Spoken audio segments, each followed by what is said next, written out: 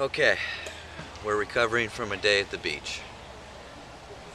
And Daisy is basically showing us how it is right now. And she is so worn out that she's gonna sleep the rest of the night, I think. And we're getting some stuff ready for the barbecue. Got some peppers, got corn,